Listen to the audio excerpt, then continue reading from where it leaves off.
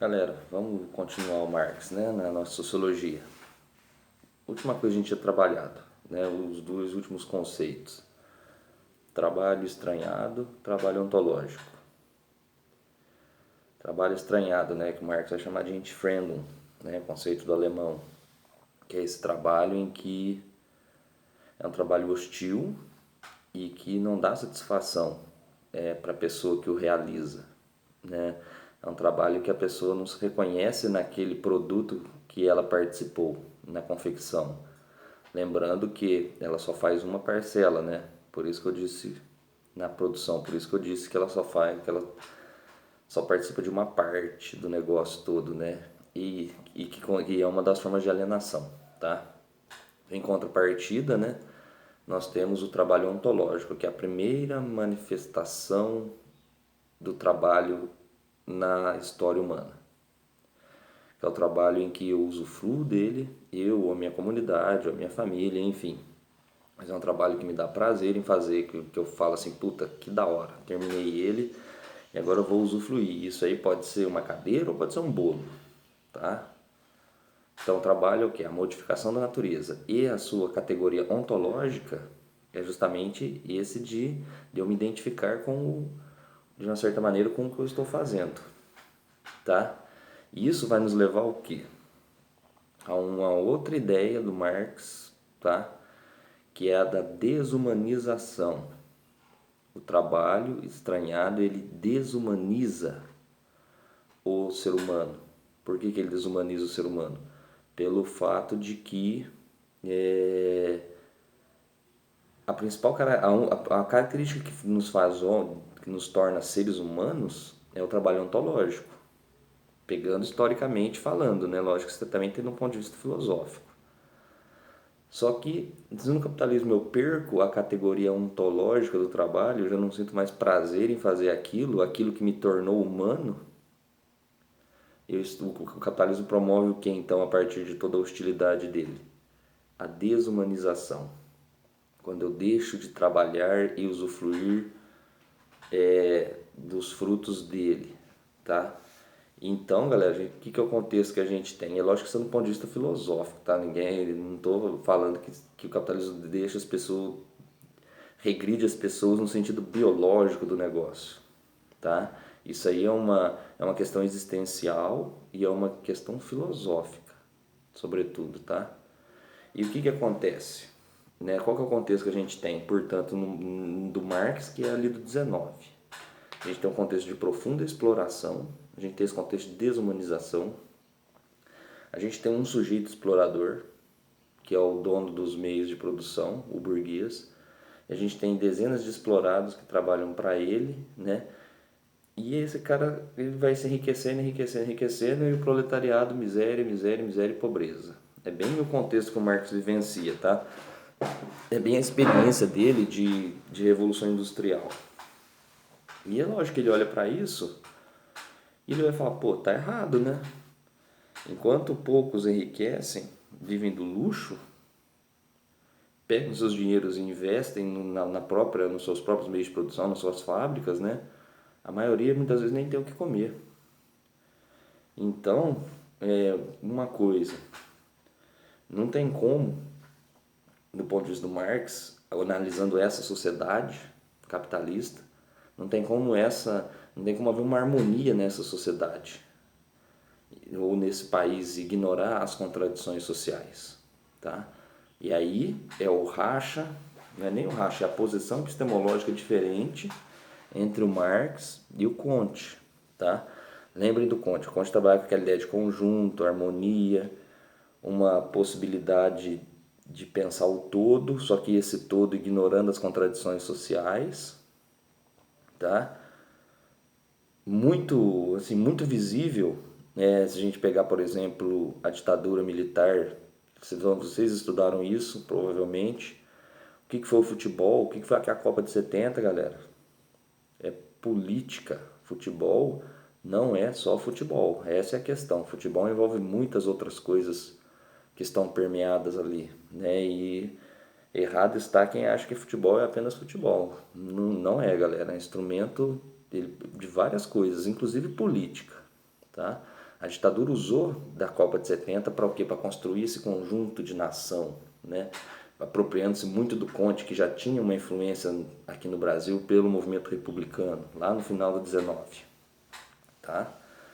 Então, vejam bem, o Marx ele não vai aceitar isso. É por isso que o Marx era caçado na ditadura militar, nas ditaduras da América Latina, na Operação Condor, certo? Porque ele não vai aceitar essa ordem, tudo bonitinho. Ah, mas eu tô passando fome, mas o importante é o Brasil, sabe, coisas assim. O Marx, não, ele não vai concordar com isso, tá? Por isso que tem uma diferença epistemológica muito grande. Para o Marx, a sociedade, ela é dividida em classes, burgueses e operários. Para o Comte, galera, esse negócio de classe é ínfimo, o que interessa é a célula lá, a coisa biológica, o organismo chamado Brasil, ou Canadá, ou Marília, enfim. É uma sociedade mais que precisa de uma harmonia. Para o Marx, a sociedade não tem como ser harmônica. Pelo contrário, tá? Na relação burguês e proletário, há uma relação de exploração. Eles são inimigos. Porque enquanto um lucra, o outro está apenas e quer manter seu status, né? A grande maioria apenas quer melhor condição de vida. Então, qual que é a visão do Marx sobre o capitalismo? É que ele é dividido em duas classes, burguesia e proletariado, tá? E eles são opostos, porque têm interesses diferentes. Eles não são harmônicos, eles não tem como haver uma convivência harmônica, tá? E é por isso que o Marx vai cunhar lá no livro do Partido Comunista o conceito de luta de classes, que é o que? A teoria da história para o Marx, ou seja, ele vai observar essa luta de classes não só no capitalismo. Para ele, essa divisão entre dominador e dominado, explorador e explorado, opressor e oprimido, ela acontece ao longo de toda a história humana praticamente. E a sacada é que essa luta de classes ela é vista entre senhor e escravo, senhor feudal e servo, patrício e plebeu, burguesia e proletariado. E o que muda essa história, galera? Essa é a questão. Porque elas são classes opostas. São classes em que uma é subalterna e a outra domina. E ao dominar, ela explora. E é lógico que em cada modo de produção, que esses macrosistemas econômicos, as coisas são diferentes, tá? Mas a relação de dominação, ela permanece, certo? E o que vai mudar? E essa é uma sacada interessante do Marx. Porque o que muda a história? Né? O que muda esses modos de produção? É quando os oprimidos eles ganham consciência da sua condição de oprimido, expandem ela para uma consciência de classe, ou seja, quando todos os oprimidos se entendem enquanto oprimidos e tentam mudar as coisas. E aí vão acontecer o quê? Conflitos, lutas, acontecem muitas coisas. E a história muda apenas quando essas pessoas que são oprimidas ganham consciência e praticam a luta de classes e lutam para melhorar suas condições de vida, né? Então essa luta que derruba esses grandes modos de produção e que tiram do poder aqueles que são os opressores, essa luta ela levaria ao quê? Ela derrubaria o capitalismo e levaria em um processo histórico ao comunismo, tá? Passando pelo socialismo, que é uma fase intermediária. E o comunismo é um modo de produção, tá? É um modo de produção que nós não tivemos experiência humana disso. Ou seja, quando você ouve falar o comunismo não sei aonde, vocês podem dar um sabão para a pessoa lavar a boca, porque está falando bosta. Não ocorreu esse tipo de experiência. Nós tivemos experiências transitórias que é o socialismo, tá? E aí nesse comunismo, galera, não teriam o quê? Os meios de produção, aliás, teriam os meios de produção, mas eles seriam o quê? comunais, ou seja, todas as pessoas usufruiriam, trabalhariam e desfrutariam daquilo que é produzido, das mercadorias. Aqui nesse comunismo o trabalho não teria esse trabalho estranhado e hostil, não teriam as classes sociais. Então essa chamada do Marx para esse negócio que a gente chama de comunismo é muito amplo, porque a gente não tem a ideia de nacionalidade. Na verdade, a ideia de nacionalidade é uma construção burguesa, galera. O Estado-nação moderno, ele emerge junto com o pensamento burguês. E para o Marx não existe nacionalidade, você ou é oprimido ou você é opressor. É bem lógico esse pensamento dele.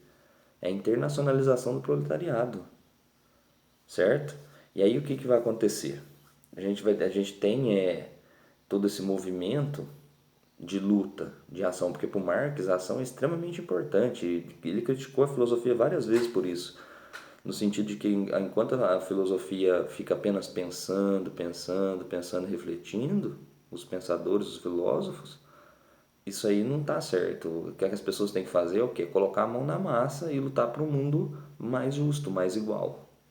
Tá? Então por isso que ele escreve lá A Miséria da Filosofia. Ou é invertido, porque ele tem um e eu acho que o Hegel tem outro, tipo a Miséria da Filosofia e Filosofia da Miséria. Né? Mas eu acho que é a Miséria da Filosofia. Tá? E todo esse movimento de tomada de consciência de classe, essa coisa da consciência e da ação, é um outro conceito dele extremamente importante, que é o que? O materialismo histórico dialético. E lembrem-se, esse dialético ele está pegando do Hegel, por isso a importância de vocês terem aula do Hegel antes. Porque o que é essa dialética do Hegel? Lembra, tem a tese, a antitese e a síntese, que é a transformação por meio da contradição interna das coisas. Para o Marx, ele vai pegar essa coisa do Hegel, da dialética. Só que tem um detalhe, né? Vocês lembram que por Hegel existe o espírito absoluto? Então, assim, pro Hegel é mais ou menos assim, ó, vamos ficar de braços cruzados aqui, que mesmo assim as coisas vão melhorar. Por quê? Porque esse espírito absoluto ele vai ajeitando o mundo inteiro racionalmente, de forma assim, ó, sempre progressiva, mas muitas vezes devagar. E pro Marx, o Marx ele é materialista. Ele não vai acreditar numa entidade metafísica, quase um deus, tá? Chamado espírito absoluto. Para ele, o que muda a história e o que faz as coisas melhorarem são as ações dos seres humanos, são as nossas ações, tá? E aí o que acontece? Ele vai pegar essa ideia da dialética do Hegel, mas vai excluir, obviamente, a questão do idealismo, que é o espírito absoluto. E ele vai trazer o que? Ele vai pegar essa dialética e vai somar ela à questão da ação. Ou seja, as contradições, e vai aplicar, obviamente, nas relações capitalistas, né, nas relações de exploração que tem nas fábricas. E aí qual que vai ser a ideia? Ele vai pegar essa contradição, que é a produção da pobreza, a questão da miséria, o trabalho estranhado, a exploração, e vai aplicar nessas relações econômicas. E aí é nelas que a gente encontra esse trabalho que não é da hora, que não é bom, que desumaniza, que nega o ser humano, aliás, nega a característica ontológica do ser humano. Né? Então ele vai pegar essa questão da dialética, que seria a transformação das coisas, e vai aplicar essa transformação das coisas à ação humana, ou seja, as contradições vão produzir uma forma de pensamento que permite com que as pessoas ajam. Então existe a contradição no materialismo histórico, é ela que move a tomada de consciência, só que você tem que agir e não esperar o espírito absoluto. Então ele usa o Hegel, mas descarta outra parte, tá? E aí ele pega essa questão da contradição e cria, ele e o Engels, que é outro parceiro intelectual dele, que acompanhou ele em vários livros, tá? Ideologia alemã, nesse que eu citei hoje, que é o Manifesto do Partido Comunista, vários, tá? E aí ele vai pegar, portanto, essa ideia que a contradição acontece e ela vai dar consciência para as pessoas. Esse é o materialismo histórico, é uma teoria social da qual os oprimidos, a classe operária, vai tomar consciência da sua condição, né? Vai ter consciência em si disso e vai o quê? Vai possibilitar com que ela haja. Então a ação é extremamente importante na mudança das coisas, não ficar esperando, certo? E essa ação é o quê? É o materialismo, é a coisa material, concreta, tá? Por isso que o Marx é um filósofo, um sociólogo, enfim, ele tem várias coisas, né? Ele atua em vários campos, materialista, tá? E para finalizar, galera, passar um último conceitinho para vocês, tá? Que é de fetiche da mercadoria. É lógico que as obras do Marx, elas são imensas, tem muito livro, eu não li nem metade, e já li muita coisa, tá? E eu vou passar para vocês esse fetiche da mercadoria porque é extremamente importante para a gente ter uma ideia, que é de um conceito que é muito presente na sociedade nossa, tá? E que também cai muito em vestibular, que é o único conceito sociológico presente lá no livro Capital, que é um livro enorme e ele é de economia. Se eu não tivesse professor, se eu fosse ler de forma, digamos, autodidata, seria bem difícil, porque é muito técnico, ele é muito, tem conta, sabe? Uma coisa muito de economia. E o único conceito sociológico que tem, que trabalha com essas relações humanas, é o fetiche da mercadoria, tá? O que é a mercadoria? É qualquer bem produzido. E qual que é o valor de uma mercadoria? É a quantidade de trabalho que foi gasta para fazer aquele trabalho, tá? É a quantidade de trabalho exigido na confecção. Então, se eu pegar, por exemplo, um livro, ó, quanto vale esse livro? É que esse livro aqui tem trabalho intelectual no meio, né? Mas se fosse um objeto qualquer, né? O valor dele é o trabalho que foi inserido nele até ele fazer, certo? E o que vai acontecer? Né? Lógico que é bem complexo a teoria e tal, porque existe o quê? Existe o valor de uso numa mercadoria e o valor de troca.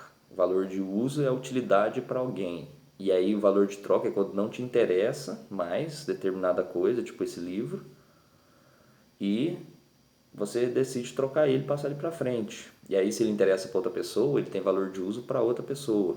O valor de troca é quando eu quero desfazer, o valor de uso é a utilidade que tem para mim. Tá? Então, valor de uso, valor de troca, as mercadorias. Mas não vamos nos ater nisso, até porque já ganha uma outra complexidade, tá? Mas a questão é que essas mercadorias, né, esses bens produzidos, não apenas no capitalismo, obviamente, né? Essas mercadorias, algumas delas, elas parecem ter vida própria. Daí a palavra fetichismo, que vem do que? De feitiço, enfeitiçar, dominar mentalmente. Algumas mercadorias parecem que nos dominam mentalmente, quase como se ela tivesse vida própria. Você bate o olho nelas e elas praticamente falam assim, ó, te obrigam ao quê? Me compre. E aí vocês ficam um inferno na cabeça do pai de vocês ou com o dinheiro que vocês têm para comprá-la, né? Praticamente obriga a pessoa a consumir. Né? E quando você consome, quando você compra, você muitas vezes, dependendo do feitiço que essa mercadoria tem, ela faz com que você pague um valor simbólico muito alto, diferente do valor real, que é o que? O trabalho que foi usado. Então esse feitiço da mercadoria são essas mercadorias que todos querem comprar, que é um desejo e que enfeitiçam as pessoas até elas comprarem. E aí o preço dela é X, por exemplo, e você paga o quê? X à 10ª potência. Você paga X vezes 20. Então há uma diferença entre o valor real e o preço. O valor real mais o valor simbólico. Tá? Então por que as pessoas elas querem pagar, por exemplo, 8, 10, 6 mil reais no iPhone? Por que elas querem comprar um iPhone? Porque todos querem ter um iPhone. Quanto que custou um iPhone? Quanto que custa nisso que a gente chama de preço de custo para a Apple fazer? Tá? Então vejam bem, se eu pago 8 mil no iPhone e vamos supor que o custo dele é de 1.000, a diferença de 7 mil reais que eu pago é o que? Simbólico. Só para ter a maçãzinha no fundo. Só para eu tirar e mostrar, olha a minha maçãzinha, você está pagando 7 mil reais de valor simbólico. Esse é o fetichismo da mercadoria. Porque parece que ela tem uma áurea própria, uma vida que obriga as pessoas a comprarem, enfeitiçam elas, torna elas zumbis que necessitam do que? Ter o iPhone. Um bando de Walking Dead andando em busca do seu iPhone. As pessoas controladas pela mercadoria. Esse é o fetichismo. Bom, galera, era isso, tá? É lógico que o pensamento do Marx é muito mais amplo, é muito mais complexo, a gente poderia trabalhar com várias coisas. Por exemplo, a ideia de que o Estado, isso lá num livro que chama Questão Judaica, se eu não me engano, de que o Estado ele foi construído por uma burguesia, então ele responde a uma burguesia e não responde a nós. Né? Então todas as leis que são determinadas e todas as coisas que são discutidas pelo Estado são mais para a burguesia do que para a gente só pega as sobras do negócio. Tá? Tem várias coisas, a questão da democracia, uma democracia dessas democracias liberais em que a gente apenas se pauta no que, isso é muito visível no Brasil hoje. A gente se pauta sempre no que? Na igualdade. A democracia é a noção de igualdade. Só que qual igualdade que é essa? A jurídica. Todo mundo é igual perante a lei. Isso não resolve problema social nenhum. Ela nem é igual. Se eu cometo um crime e um sujeito rico comete um crime, só o fato de poder pagar um advogado fudido já mostra que não tem igualdade. Aí o Marx vai trazer o que? A questão da igualdade de condições. É isso que transforma as relações humanas nas relações mais igualitárias. São questões de igualdade de condições e não apenas ficar preso nessa coisa jurídica do todo mundo é igual perante a lei. Isso aí não muda nada, tá? E o limite da igualdade burguesa, segundo Marx, seria justamente isso. O máximo de igualdade que a burguesia pode dar para nós é a igualdade jurídica, porque a igualdade de condições, não, ela não dá. Tanto que não deu até hoje, já faz mais de 100 anos que o Marx morreu. Já vai para quase 150 anos que ele morreu. Tá? E as democracias liberais são isso. E essa ideia dele é presente hoje, né? E o Brasil é um grande locus para a gente observar isso. Mas enfim, galera, tem várias outras coisas que a gente podia abordar, mas vocês sabem que é pouco, que tem que ser mais corrido mesmo e não dá para ficar muito tempo em cada pensador da sociologia, tá? Espero que vocês tenham entendido e dúvidas, né? Nós estamos aí para esclarecê-las. Valeu!